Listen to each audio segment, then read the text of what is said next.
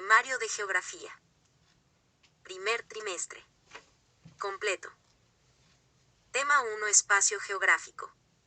Es el espacio que habitamos los seres humanos, y cuya variedad es resultado de la interacción entre las sociedades con la naturaleza. Se entiende por espacio geográfico al modo específico en que una sociedad se organiza en el espacio físico que ocupa, o bien al espacio físico mismo, una vez que ha sido organizado por una sociedad específica. Tema 2. Conceptos geográficos. A. Localización. Indica dónde se sitúan los lugares, regiones o territorios. Permite conocer la ubicación, extensión y la magnitud de los procesos geográficos. Se determina a través de los puntos cardinales, con el sistema de coordenadas geográficas.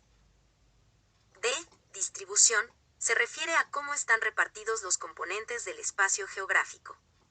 Por ejemplo, ¿en qué zona se concentra la población donde hay más o menos cultivos de cereales en México? ¿O en qué zona se ubican los principales bosques y selvas?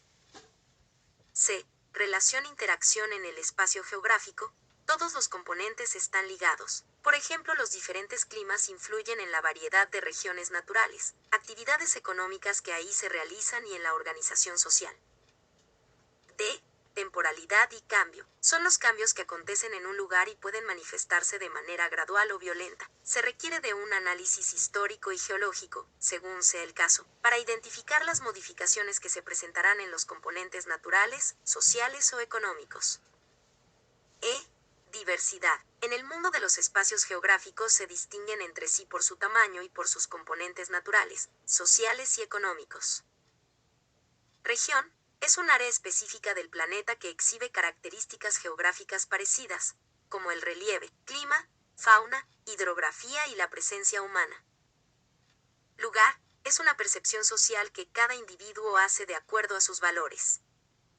Paisaje. Es toda región de la superficie del planeta que representa rasgos constitutivos similares, contiene elementos morfológicos y funcionales articulados entre sí. Territorio.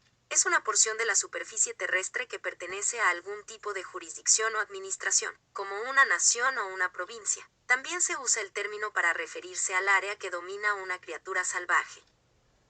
Tema 3.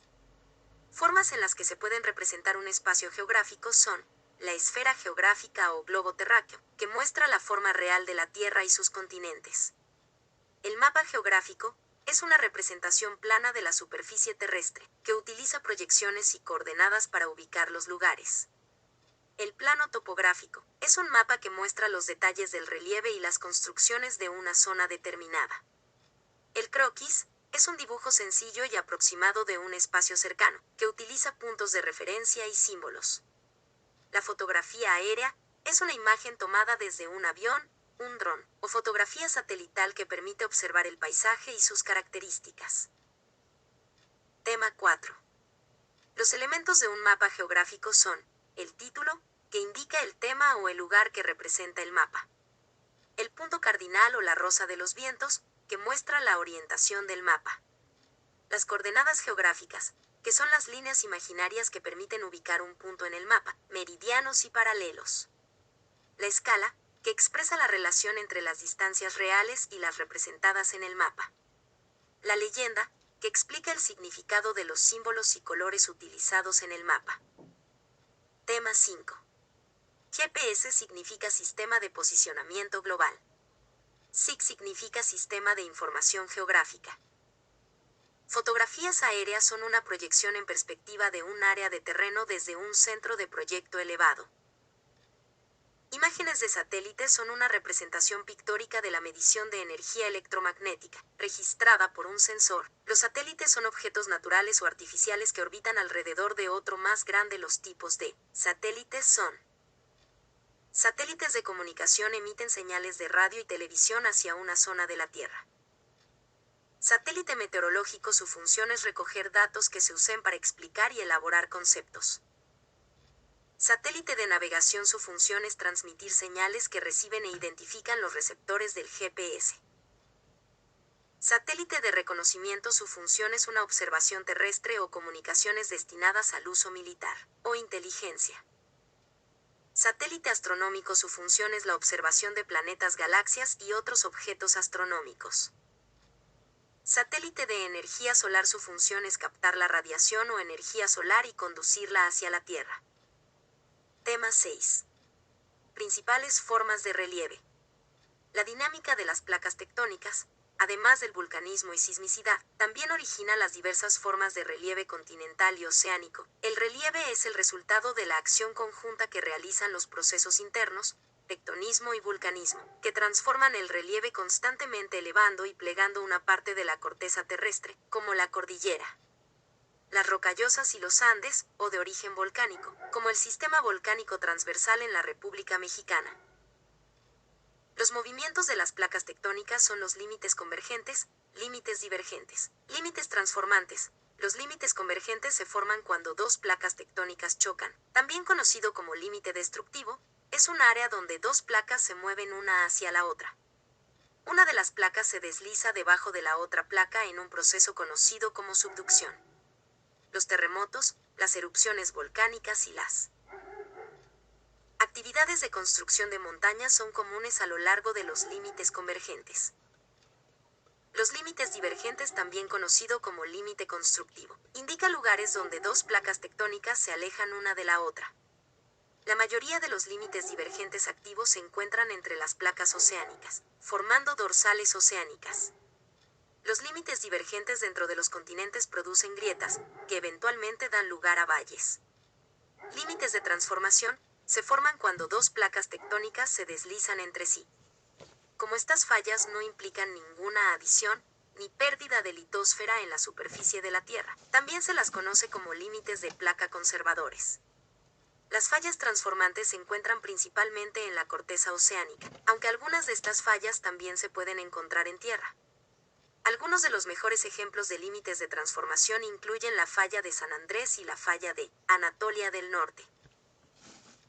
Las formas del relieve son las diferentes configuraciones que presenta la superficie terrestre. Se pueden distinguir dos tipos de relieve principales, el continental y el submarino. Algunas de las formas de relieve más comunes son: montañas, elevaciones naturales del terreno con gran altura y pendiente. Colinas, elevaciones del terreno menos altas que las montañas. Mesetas, superficies planas elevadas sobre el nivel del mar. Llanuras, superficies planas a poca altura sobre el nivel del mar. Terreno extenso que no presenta fuertes desniveles. Valles, depresiones alargadas entre montañas o colinas. Cordillera, conjunto de montañas alineadas a lo largo de un eje y que están unidas entre sí. Plataforma continental, es la estructura terrestre en la que las capas sedimentarias tienen una pendiente muy ligera. Zona abisal, es una de los niveles en las que se dividen los océanos, y se encuentra en una franja comprendida entre los 3.000 y 6.000 metros de profundidad. Hidrocarburos, son un grupo de compuestos orgánicos que contienen principalmente carbono e hidrógeno. Intemperismo se llama así a la meteorización o a la descomposición de minerales y rocas. Un sismo es un movimiento brusco de la Tierra causado por la liberación repentina de energía dentro de la misma Tierra. También se puede explicar cómo las placas tectónicas se mueven, y el movimiento subterráneo crea los sismos. Tema 7.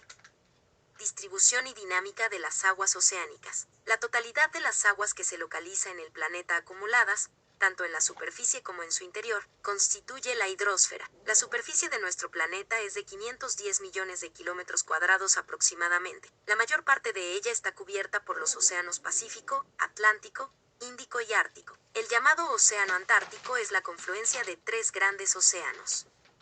Así se forman los mares, valles y los golfos. En los océanos prolifera una abundante y variada vida animal y vegetal. La mayor parte de las especies marinas sirven de alimento. Además existen yacimientos de hidrocarburos como el petróleo. Las aguas oceánicas cubren más del 70% de la superficie de la Tierra. Están distribuidas en 5 océanos: Pacífico, Atlántico, Índico, Antártico y Ártico. Cada uno de ellos tiene características únicas que influyen en la dinámica de las aguas.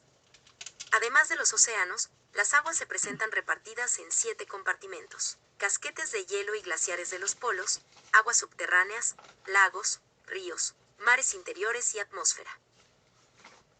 Tema 8. Dinámica de las aguas marinas. Los movimientos de las aguas marinas son las olas, las mareas y las corrientes marinas.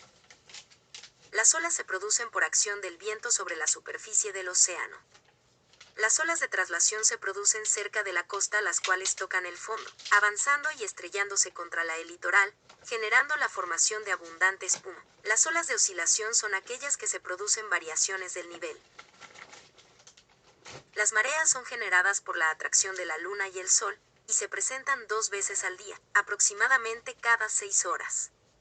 Cada 2 semanas, aproximadamente, el sol, la tierra y la luna están alineados, lo que implica que los puntos subsolar y antisolar se alinean con los puntos lunares correspondientes, lunar y antilunar.